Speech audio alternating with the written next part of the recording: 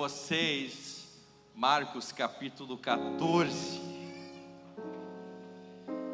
Marcos, vamos abrir, Marcos capítulo 14. Eu sempre quis cantar assim, mas nem a letra. Quem canta a música assim? O crente dança, mar vermelho faz a zero, o capiroto vai sair. Quem canta assim que nem eu? A gente não sabe nem gravar a letra, irmão. Aí vem esse povo e avacalha a nossa pobreza vocal.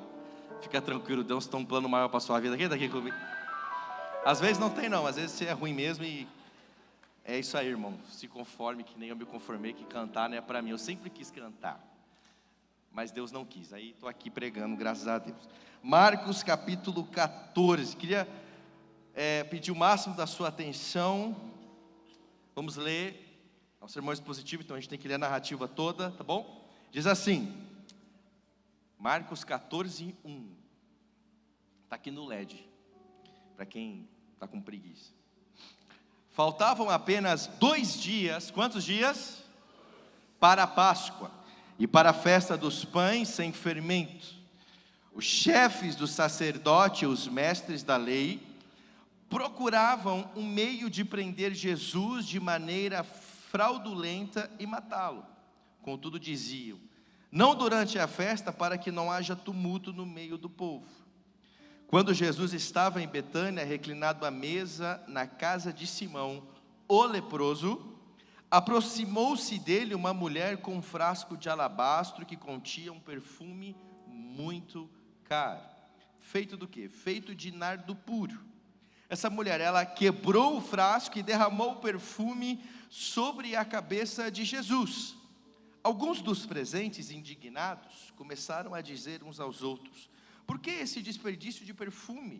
Por mais de 300 denários e o dinheiro ser dado aos pobres. E eles a repreendiam severamente. Deixem-na em paz, disse Jesus, porque vocês a estão perturbando. Ela praticou uma boa ação para comigo, pois os pobres vocês sempre terão com vocês e poderão ajudá-los sempre que o desejarem, mas a mim nem sempre terão.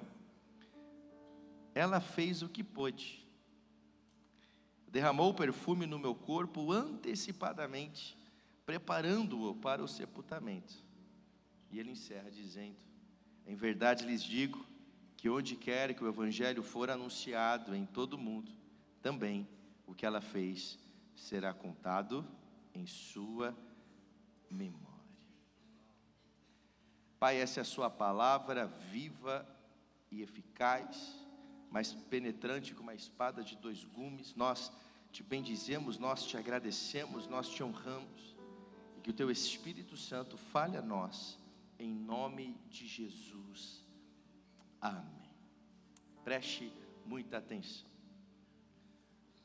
Marcos nos conduz aos últimos momentos, a dias antes da crucificação e, logicamente, do ministério de Jesus. A vida é feita de ciclos, de tempo. Deus está ausente do tempo, mas nós não. Nós estamos debaixo da ordem temporal, da esfera do espaço-tempo. E existe uma falsa sensação no meio da religiosidade dos evangélicos, é que parece-nos que a espiritualidade e oportunidades espirituais duram para sempre. Assim como Deus é eterno e a sua consistência, o seu caráter dura para todo sempre, nós temos a tendência em achar que as oportunidades, por Deus ser um Deus de recomeço, sempre vão estar disponíveis amanhã para a nossa vida. É uma falsa sensação de eu achar que Deus, Ele sempre vai ter a condição e a vontade, porque isso tem muito a ver com a vontade de Deus, de querer resolver atitudes que eu deveria ter tomado, de coisas que eu não tomei, de momentos que eu não agi, de coisas que eu não fiz. Só que a Bíblia nos dá várias referências, que oportunidades espirituais tem sim prazo de validade. E aqui está o tema dessa noite: oportunidades espirituais têm prazo de validade. Vamos dizer? Oportunidades espirituais têm prazo de validade. Esse texto, ele é uma joia, ele é assim, primordial para a nossa escritura, e a cada versículo é um degrau para um novo clímax.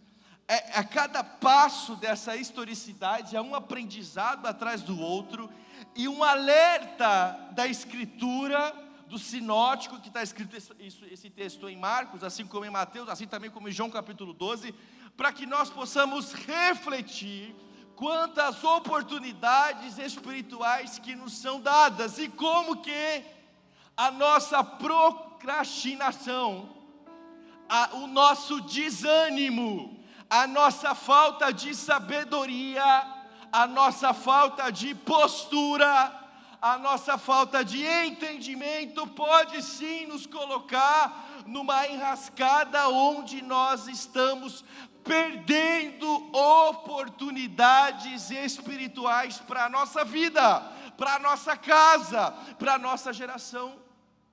Oportunidades cruciais que passam e perdemos.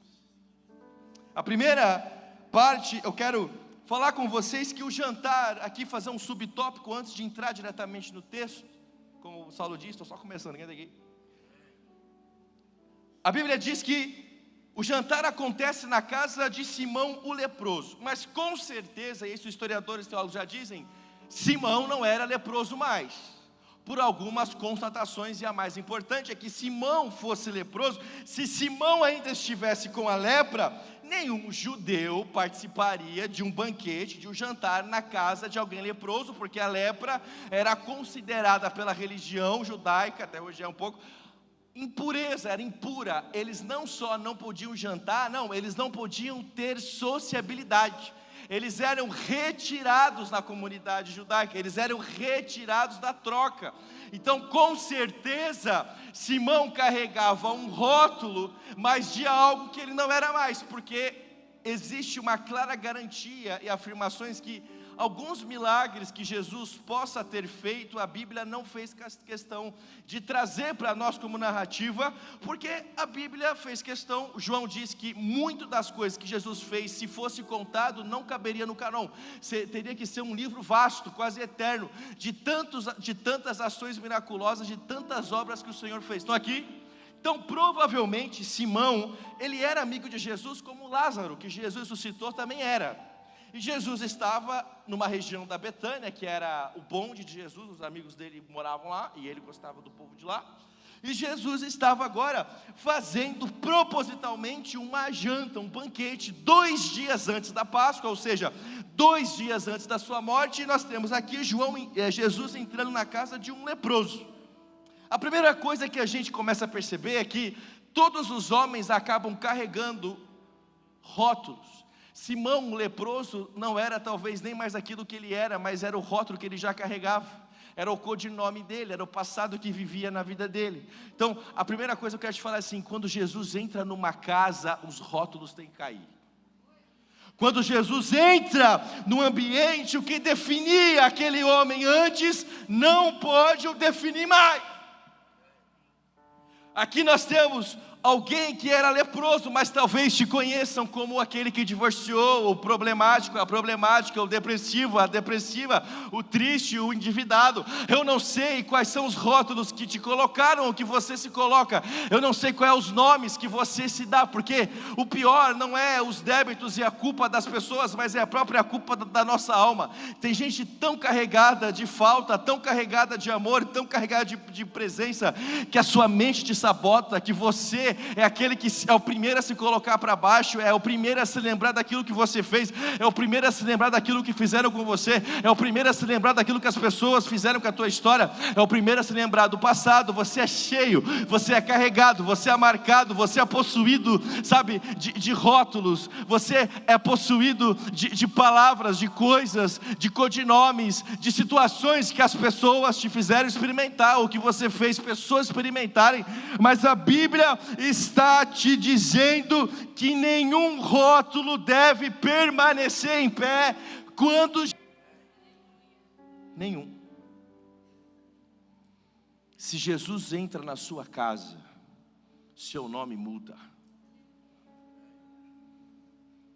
Você pode ter passado por um divórcio, mas o seu nome é uma filha de Deus que passou por um divórcio.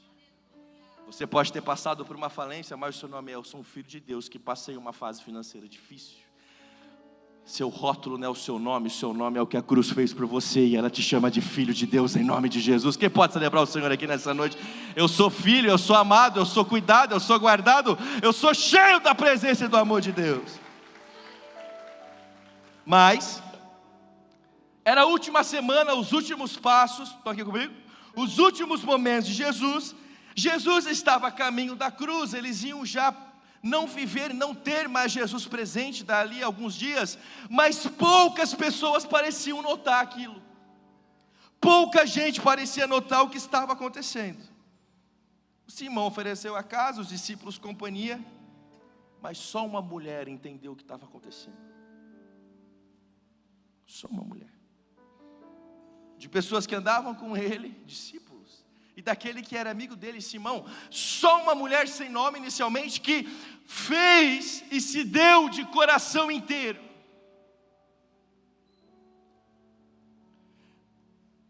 Dois dias para a Páscoa, ou ela fazia, ou acontecia, ou era ali, agora, ou já era.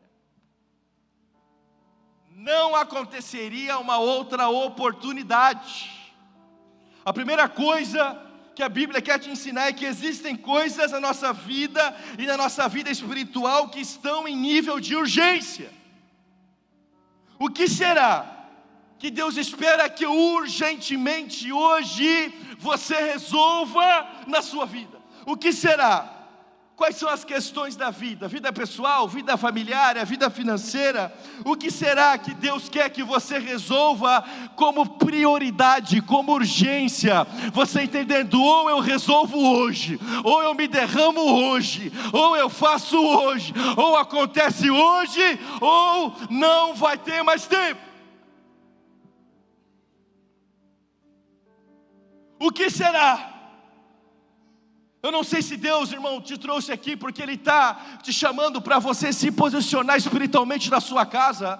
Eu não sei se Deus te trouxe aqui para você se posicionar em algo na sua vida financeira. Eu não sei, amanhã eu ligo, amanhã eu faço, depois eu vejo. Não cabe nesse contexto.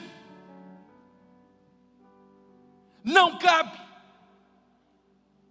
Não é possível.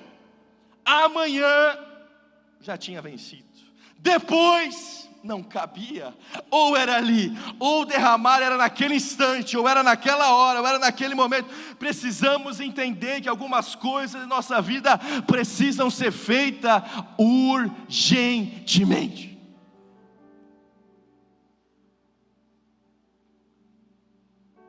Olha o jovem rico, ele teve uma chance.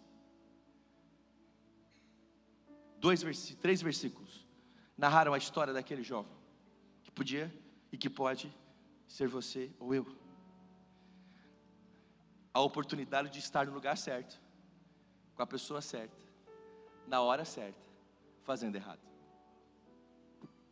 O André vai lá, não fala, nós estamos aqui, fala para o seu irmão que você está aqui na hora certa, com a pessoa certa, no dia certo. Mas escute, você pode estar na hora certa, no dia certo, com a pessoa certa, fazendo errado, falando errado, não fazendo nada, só assistindo, ou fazendo a pergunta certa e respondendo a pergunta certa erradamente. A gente não vê mais aquele jovem, mas se ele fizesse aquilo que Jesus o convidou, com certeza nós teríamos talvez a carta do jovem rico, o nome dele, a gente saberia quem ele era, se tornaria provavelmente o discípulo de Jesus. Teria deixado o legado da sua vida para toda a história, não só para aquele momento, mas ele recentemente deveria responder rápido, certo e consciente. Existem coisas que precisam ser feitas em ordem de urgência. Essa mulher, ela estava nesse lugar. Não posso esperar. Alguma coisa naquela mulher impulsionou aquela mulher para ser até um pouco deselegante, até para trazer um pouco de constrangimento no ambiente. Mas nenhum constrangimento é maior do que Deus um dia te falar: você teve o tempo certo, você estava na hora certa, mas você não se posicionou corretamente. Sua vida ficou nesse ciclo de perda, de falta, de perda, de falta, de alegria, de falta, de alegria, de falta, de alegria, de falta.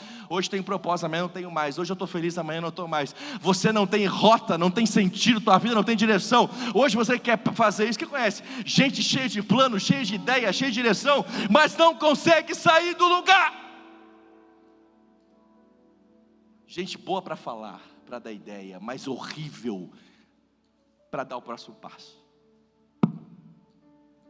Se você é daqueles que sabem falar muito sobre as ideias, sobre a vida das pessoas, sabe, eu vi uma galera muito boa para resolver o casamento da Virgínia e do menino lá, do Zé Felipe, mas difícil demais para resolver a sua história. É um Instagram, gente que opina sobre tudo, que fala sobre tudo, que conhece sobre tudo, até sobre a guerra de Israel e de Irã. Eu vi lá gente comentando para o Trump o que ele devia fazer. Gente assim, que eu fico como que o cara tem essa inteligência?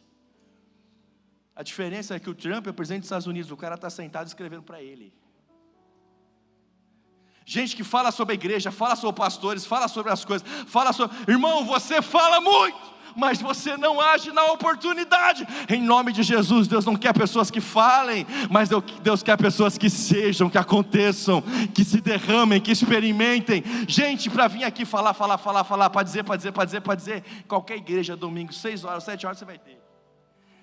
Mas eu quero ver você andar com pessoas como ela. A primeira coisa, ela não vem com palavras. Isso é muito interessante. A gente acha que a nossa adoração está incontida pelo quanto que a gente fala, mas ela vem com um frasco. E ela vem com um frasco de alabastro, de nardo puro, custava 300 denários. Um denário era um dia de trabalho, então 300 denários são 300 dias de trabalho. Difícil a conta, né, gente? Mas ali naquela hora, ela entendeu. É a minha hora, é o meu momento. Eu não posso esperar mais. Irmão, esperar em Deus é fé. Esperar errado é ignorância.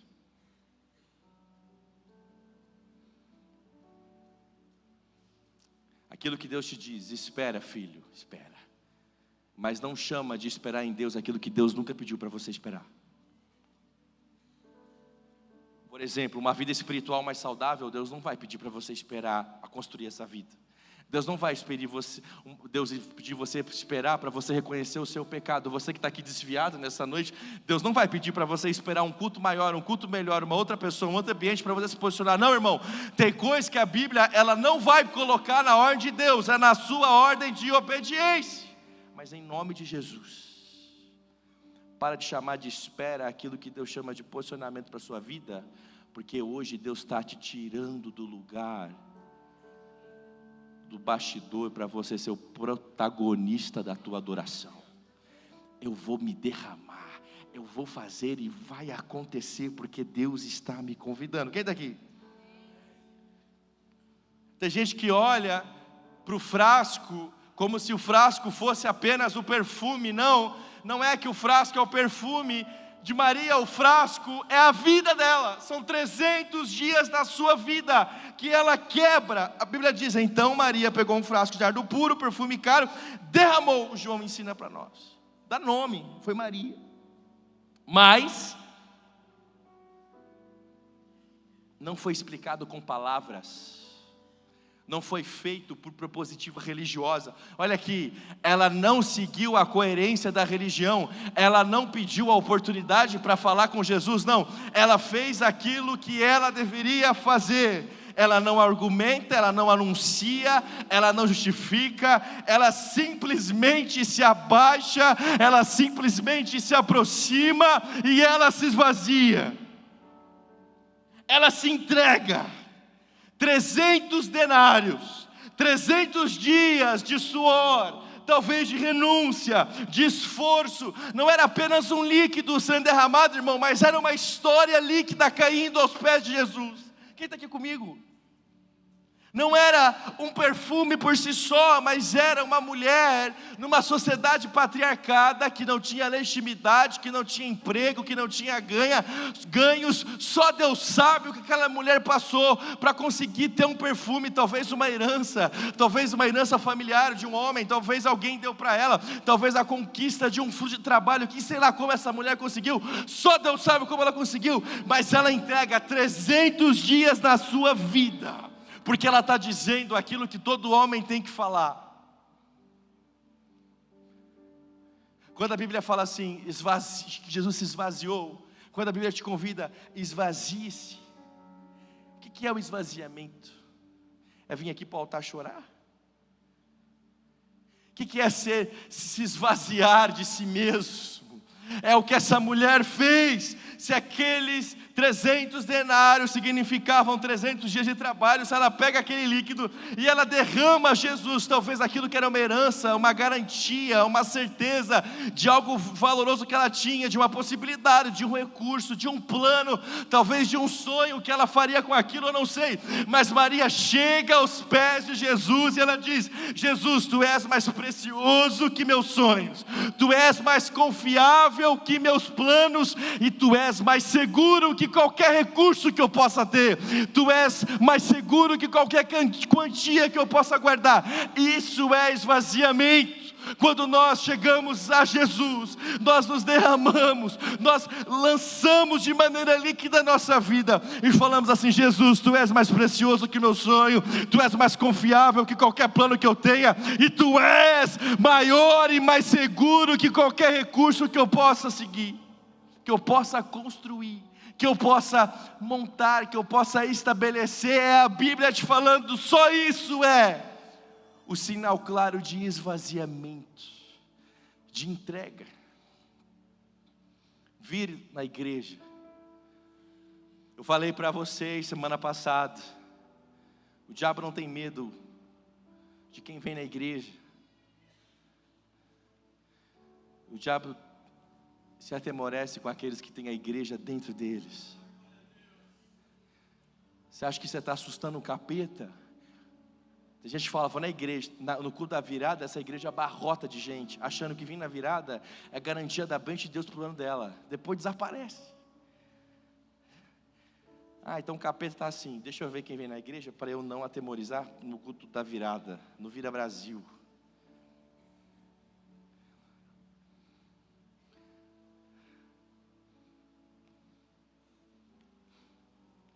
Sei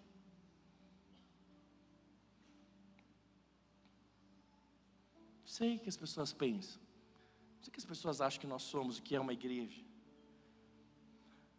mas aí você vai no culto da virada, e no dia 1º ou no dia 5 você volta a trabalhar, e você é igual do dia 30, não esvaziou nada, não entregou nada, o plano é o mesmo, o sonho é o mesmo, a expectativa com as pessoas é a mesma, a sua postura é exatamente a mesma há anos. Jesus, tu é maior que meus sonhos. Sabe o que significa? Eu sou um homem que não sonha mais. É engraçado porque nós pregamos sobre sonhos, mas a Bíblia não convida você a sonhar, a Bíblia convida você a viver o sonho de Deus.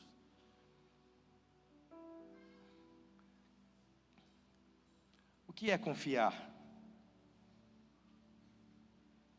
O que é entregar?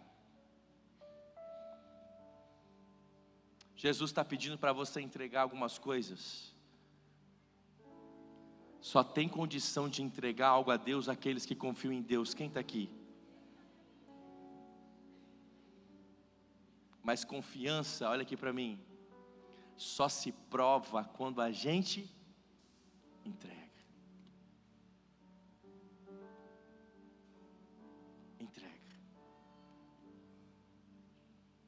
Entrega. Confiança é entrega. Tem coisas que a gente só vai entregar porque confia, mas a prova do quanto que eu confio é o quanto que eu entrego. As coisas se casam. Não tem como entregar sem confiar. E não confia aquele que nunca entregou de verdade. Por isso que falar não é caminho para derramar algo diante de Deus. Palavras vazias não tem fragrância, mas o silêncio de um homem reconhecidamente entregue aos pés de Jesus tem cheiro de justificação, tem cheiro de adoração. Isso gera fragrância. Um homem que adora, ele expressa, ele exala um cheiro de adoração. O que será que hoje, de verdade, nós precisamos provar para o Senhor que nós confiamos nele, entregando completamente? Ou se não, a ansiedade nada mais é do que coisas que nós tememos que aconteçam, por não confiar plenamente do que o Deus que nós confiamos vai dar conta do que a gente tem ansiedade. Se o medo nada mais é do que algo, uma sensação de que coisas ou de que algo vai acontecer e eu fico completamente estremecido. Aqueles que temem não contemplam o amor, já que o amor lança fora o medo, mas só consegue abandonar o medo não aquele que reconhece o amor, mas aquele que se entrega ao amor. Para com a ansiedade, não aqueles que contemplam o amor de fora, o amor do rito, mas aqueles que trazem o amor para dentro de si. Pastor, qual é o sinal de que eu não estou entregando de verdade? Você está aí completamente ansioso, angustiado, com insônia, incapacidade de dormir, de perseverar, de permanecer, de continuar, de sair dessa estação. Deus nessa noite, Ele está te chamando urgentemente, para! Mas se derrame e prova a sua confiança em mim, o quanto que você vai entregar. Eu não sei mais o que fazer com a minha alma, eu não sei mais o que fazer com a minha tristeza. Entrega nessa noite em nome de Jesus. Seu casamento entrega, seus filhos entregue, sabe, entregue a história, entregue sua vida financeira. Irmão, isso é um ato de esvaziamento. Entrega o teu futuro, entrega teu plano, vai viver a tua missão. Na quinta-feira o André Valadão fez um apelo para quem quer ser um pastor da Lagoinha. Pregou sobre vocacionados, pregou sobre pastoreio. E deixa eu falar, veio um monte de gente. Vou falar, talvez 1000 pessoas vieram chorando ao altar ali, a plataforma da Lagoinha Alphaville.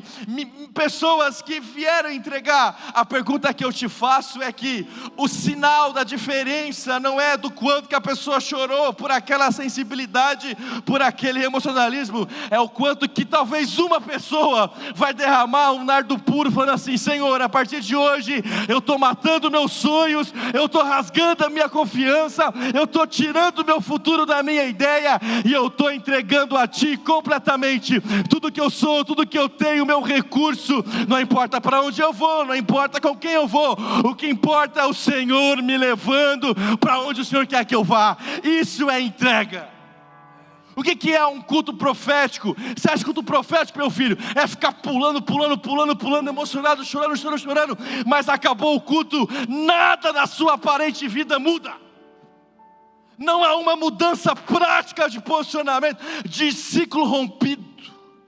É gente limpando lágrimas que duram tempo de validade, mas uma oportunidade espiritual não tomada. É um bando de crente emocionado hoje, irmão.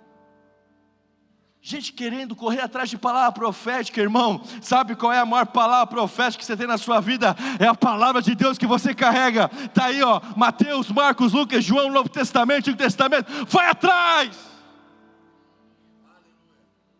Aquilo que os homens não têm para te falar, não se assuste. Porque nossa vida não está aqui para que homens lembrem-se de nós, ou para que nós possamos ser lembrados pelos homens que Deus usa, não. você está aqui para que Deus lembre de você. E Deus tem capacidade de falar pessoalmente com você. O que é entrega? É matar todas as minhas garantias e certezas. 8 anos aconteceram porque 9 anos atrás, lá em Fortaleza, não foi Campinas nem Joinville, Deus me deu uma palavra. Eu estava com uma vida estabelecida em Joinville, uma percepção de sucessão, o ministério aparentemente acontecendo, difícil, mas acontecendo, já estava no lugar do posicionamento que eu achava, da vocação da minha vida. Estudei para chegar onde eu estava, no plano que eu construí, de uma ideia espiritual que as pessoas colocaram, para que em Fortaleza Deus falasse para mim e para Ellen: larga tudo e vai embora. Aí veio uma luz assim em Campinas, o mapa do Hop Hari para nós, eu descendo na montanha russa com a Ellen. Aí Deus falou para mim: Campinas, 0. Aí o Saulo me ligou, falou: ô varão, o Vitor Hugo, amigo, Campinas, amigo, 0. Vai salvar o teu casamento que está morrendo. Vai para onde tua mulher quer. Ela quis ficar perto da família dela, que é São Paulo. Lagoinha não nasceu em Campinas porque Deus mandou o David, o pastor Márcio mandou o David, através de Deus, para construir uma igreja com a Ellen, não. Sabe por que eu estou em São Paulo? Porque meu casamento estava morto no sul. Porque a gente foi separado para o curso em Fortaleza, já. Conversado eu e ela. Divorciados já. A gente foi, tipo assim, porque a gente estava com vergonha de falar que a gente não ia, porque a gente estava assim, vamos. Mas separado de alma, de espírito, completamente doloridos, entristecidos. Não teve uma teofania, não teve um charamaná, não teve um culto pentecostal, não. Sabe o que teve? Dor, sangramento, um casamento acabando, a Ellen grávida da Maria, e a gente vendo tudo falir, tudo se acabar diante dos meus olhos. Aí Deus deu uma palavra: larga tudo e confia. Só isso. Acordou, né, filho? Só isso. Dei o vaso ali, me irritando já. Só isso. Não falou onde, não falou como, nem quanto. Falou, tchau. E por quê? Larga tudo. Como diz o pastor Jorge Mateus, larga tudo e vem correndo. Lá fui eu e a Ellen, há 9 anos atrás, largando tudo. Gente, eu lembro que eu coloquei uma mudança num HB20 branco, acredite se quiser, me mudei e vim, cabia. Não tinha nada a ver com igreja, não tinha nada a ver com nada. Irmão, fiquei aqui 1 ano padecendo. Quem já viveu esse tempo?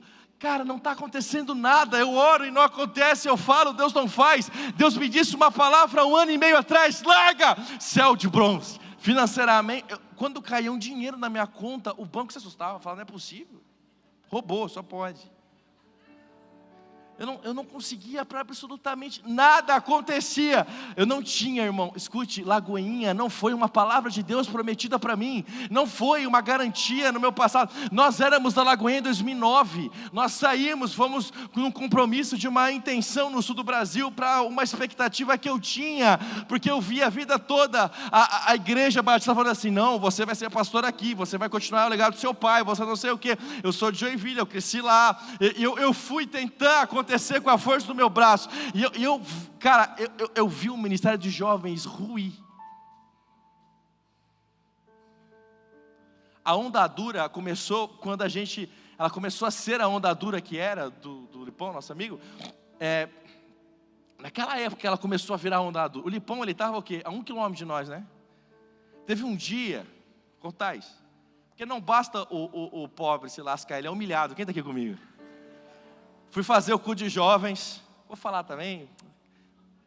Não vai embora não. cheio que eu pregava assim, lotado, o quê? 20. Quando eu fazia escola de oração, sexta-feira, lá na Batista, às 10h45, está aqui a testemunha. Sabe para quem eu botava os latinhos na lagoinha, no telão, na projeção? Às vezes era eu e 5 pernilongos na escola de oração. Não via ninguém, nem para falar assim, eu vou lá com o coitado.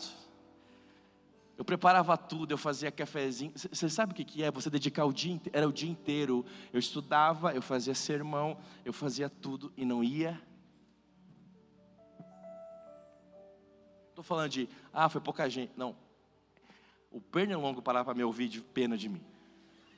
Eu pregava para os mosquitos. Teve um dia, no sábado, começou a entrar um monte de jovem, lembra? A gente estava ensaiando, começou a chegar um monte de jovem. Mas assim, bando de jovem. Aí eu falei, Deus está fazendo, glória a Deus. Deus está mandando as almas. Aí chegou o cara e falou assim, mano, deixa eu falar, não é aqui Onda Dura, não? Aí eu falei, não, irmão, Onda Dura é lá. Aí ele, beleza, pessoal, foi todo mundo embora. O pobre não basta sofrer, tem que ser humilhado. Naquela hora, eu fiquei assim... Quem olha para mim, fala assim, tô tranquilo, o pastor Márcio, pupilo do Valadãozinho, ele também. Irmão, você não sabe o que a gente passou. Gente, eu fiquei 10 meses sem assistencialização dessa comunidade. 10 meses sem receber R$1 de assistência religiosa, nem salário, era uma oferta de amor, para ver se eu não morria de fome. Não foi um dia, não foi 10, foram 10 meses que não caía um pingo. Sabe para quê? Para quando eu for na Lagoinha Matriz falar sobre a dificuldade de receber, o líder que estava acima de mim, sabe o que ele falou para mim? Na frente do meu pastor, esqueci de mandar o dinheiro para o David. 2 filhas.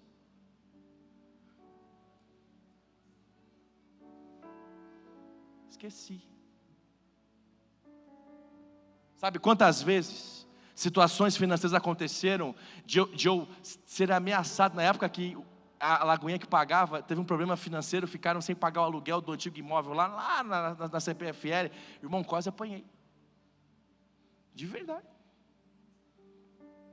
Sabe o que é você sair de uma Lagoinha, de uma expectativa de Deus fazer, e de você dar tudo de si? A Ellen sabe, a minha família sabe, eu dava tudo para acontecer em Joinville, irmão, não acontecia nada. Sabe quantas vezes eu quis pegar meu carro e acabar com a minha vida e falar assim, eu sou uma mentira, Deus está me enganando, as coisas não estão acontecendo, e de repente eu vejo não só meu ministério nunca acontecer, mas o meu casamento ruir, eu vejo minha família ser dilacerada, aquilo que eu chamava a vontade de Deus, para depois de 4 anos, Deus vem em Fortaleza, falar assim, larga tudo, larga.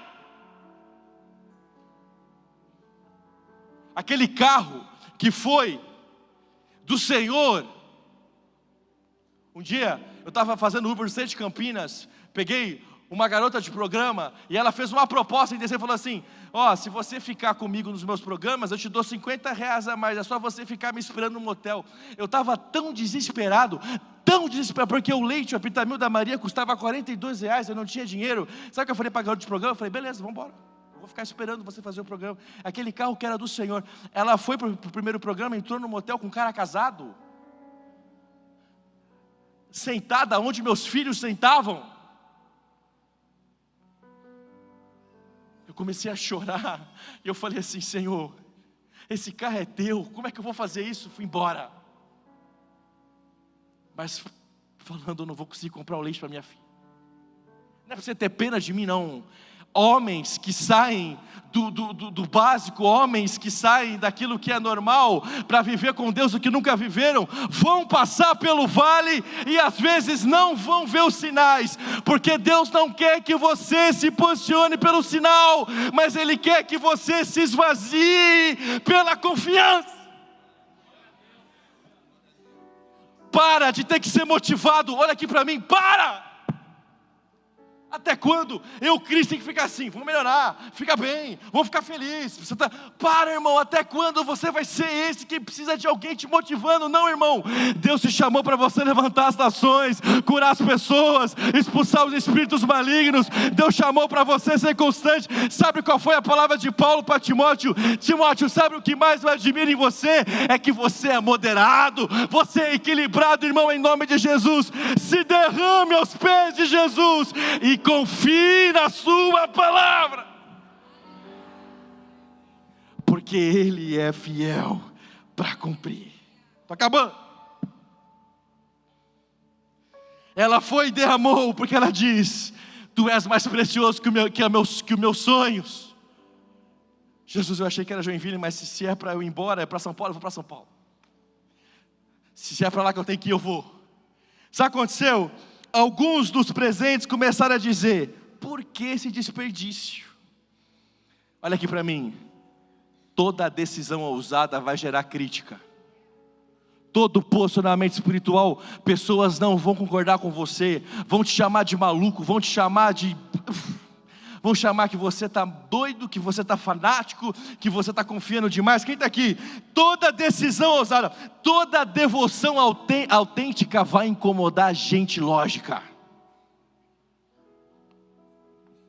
Quando você começar a fazer o que você nunca fez, se posicionar do jeito que você nunca se posicionou, olha aqui para mim, Deus vai começar a te colocar no lugar de governo e as pessoas não vão entender. Quem está aqui comigo? Cadê os carismáticos? Foi só começar a fazer o carisma que começou o levante. Estou mentindo? Foi só começar a assumir ministério, a andar com os pastores, que o levante começou a acontecer. Estava tudo indo bem, mas eu comecei a cuidar da obra do Senhor, as coisas começaram a estremecer. Irmão, não se assuste com as críticas, com as vozes.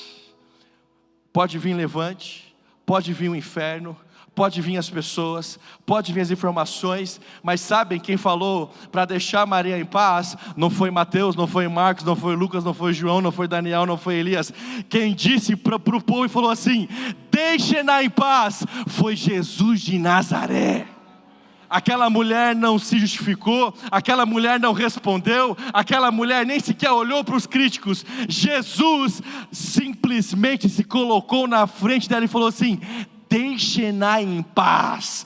Quem vocês pensam que são? Isso que ela faz vai ficar para sempre. A voz crítica de vocês também. Olha aqui para mim. Não se assuste com os levantes. Não se atemoreça com o inferno. Porque se o diabo está se levantando é porque Deus sabe. Ele sabe o que Deus está fazendo com a tua vida. Deus sabe o que Deus está fazendo com a tua entrega. Ele sabe o que Deus está fazendo com a tua história. Se existe levante, é porque tem milagre para chegar aí, é porque tem a palavra de Deus, tem poder de Deus, tem unção de Deus, tem graça de Deus. Irmão, se tem levante, é porque tem gente incomodando Satanás, e Satanás sabe que ninguém pode contra a palavra do Senhor. Care-se para os críticos, não pare por causa de pessoas, porque quem pega na sua mão é o príncipe da paz, é o Senhor dos senhores. E hoje ele disse: acabou o tempo de você ter que se justificar, porque eu sou a sua resposta, diz o Senhor. Eu sou a palavra, e a partir de hoje, todo levante, todo ataque do inferno, toda ação do mal, toda trava financeira vai cair por terra, porque Jesus, nessa noite, ele diz: deixe-os em paz, diz o Senhor dos Exércitos. Deixe-os em paz.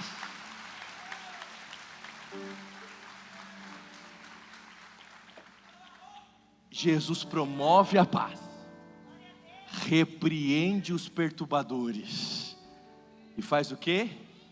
E traz reconhecimento.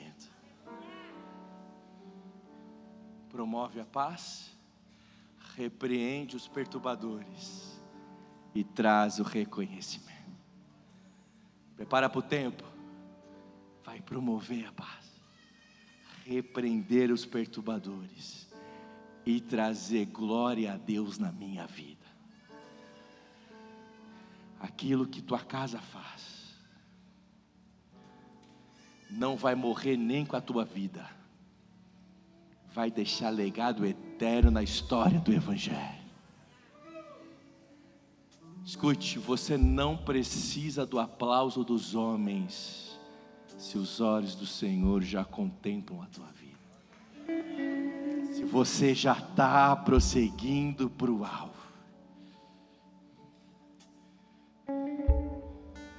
Tem gente tentando se justificar.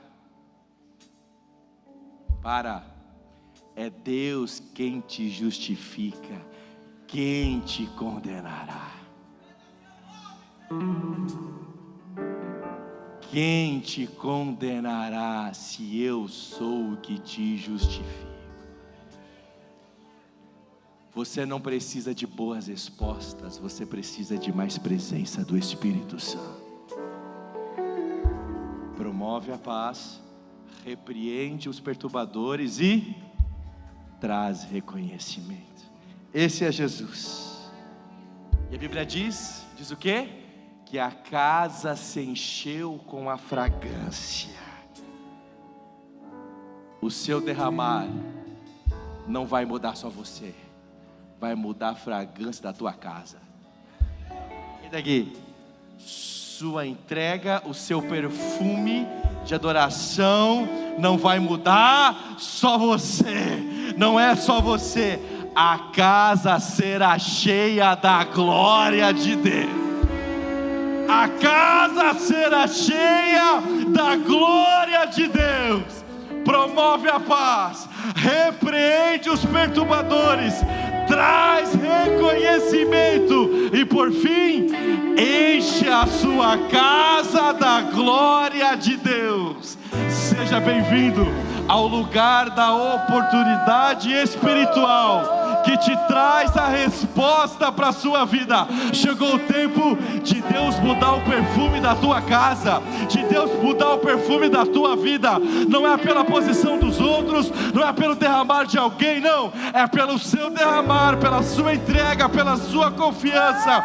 Mas através daquilo que sua casa faz hoje, Ele vai promover a paz, Ele vai repreender os perturbadores, Ele vai trazer reconhecimento e Jesus vai mudar a fragrância da tua casa em nome de Jesus. Não é tempos melhores não, mas os melhores dias da sua vida e da sua casa. Que Deus te abençoe em nome de Jesus, amém.